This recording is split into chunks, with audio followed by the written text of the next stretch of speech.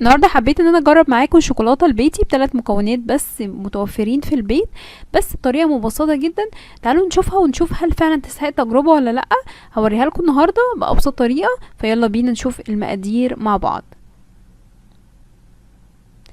اول حاجه ان احنا هنجيب ربع كوبايه من زيت الجوز الهند، هنجيبه ونحطه في بوله، ونبتدي ان احنا كمان نضيف عليه نص كوبايه من الكاكاو الخام، لازم يكون نوع حلو الاسباني، بس هنا انا ما ضفتوش كله، هقول لكم ليه واحنا شغالين.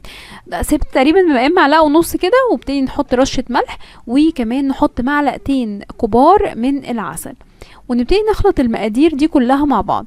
ليه انا بقول لكم لازم الكاكاو يبقى اسباني، وليه انا سبت كمان جزء من الكاكاو محطوش كله؟ لان انا جربت يعني في اكتر من وصفه قبلها، وابتدي اشوف ان الكاكاو لو مش اسباني اولا بيدي قوام مختلف، تحس فيه حاجه مختلفه. دي الوصفه اللي انا كنت مجرباها قبلها. كمان فكره ان انا احط الكاكاو كله او جزء منه، انا جربت لو ربع مع ربع يعني زيت مع ربع الكاكاو، وجربت نص من الكاكاو مع ربع الزيت، نفس الفكره. لقيت ان في قوام مختلف خالص، اللي كانت ربع الربع واحد لواحد يعني كان سايحه بمعنى اصح، وكمان اللي كانت واحد زيت لاتنين من او نص يعني كاكاو، كانت تحس ان هي قوام الكيك كده شويه.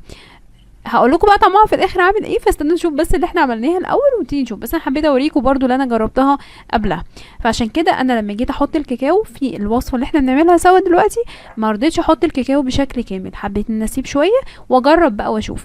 هنا ده القوام اللي انتوا توصلوا فيه اللي انتوا هتحطوه في المولد عشان يوصل للشوكولاته.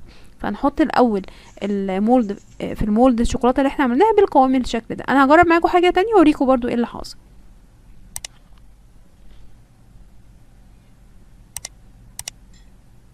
بعد كده حطيت تقريبا نص معلقه صغيره من الكاكاو. ابتدت طبعا هي اول ما تتخن كده عرفوا ان دي مش هتبقى شوكولاته يعني، هتبقى طعمها مختلف خالص. بس حطيتها وجربت برضو، جربتها في الوصفه يعني، ونشوف ايه اللي هيحصل فيها. زي ما قلت لكم القوام هنا بيبقى مختلف. طبعا انا هنا ما خدتش نص خالص الكوبايه، وخدوا بالكم ده الكاكاو لازم يبقى نوع حلو، غالبا اللي هو الكاكاو الاسباني، ولازم يبقى من النوع الكويس وحد واثقين فيه. هنحطها برضو في المولد، وهنا انا حطيتها في التلاجة، مرضتش بقى احطها في الفريزر عشان فكره الايه، الطريقه اللي هم بييجوا يكسروا بيها كده متبقاش صوت وبس. انا حبيت اشوف فعلا هل الشوكولاته فعلا نافعه ولا لا. هنا انا حطيتها في التلاجة تقريبا لا يقل عن 4 ساعات، وابتديت ان اشوف اللي انا ماسكاها دي هي اللي عاملاها ربع. اول واحده اللي هي كانت سايبه شويه، لقيتها بتسيح. هي طبعا طعمها تقيل، طعمها هي تعتبر طعمها حلو، وفي شوكولاتات في السوق موجوده طعمها حلو برضو، او الطعم التقيل ده. بس انا حسيت ان هي بتسيح، ما رضيتش احطها في الفريزر زي ما قلت لكم. بس يعني لقيتها انها بتسيح شويه، فده ما عجبنيش بصراحه، بس كطعم كانت لطيفه مش وحشه. والتانية برضو اللي احنا تقيله شويه، دي كانت الى حد ما مش سايحه قوي، وحتى انا بوريها لكم على ايدي مين اللي هتسيح اكتر. بس اللي هي كانت متماسكه شويه.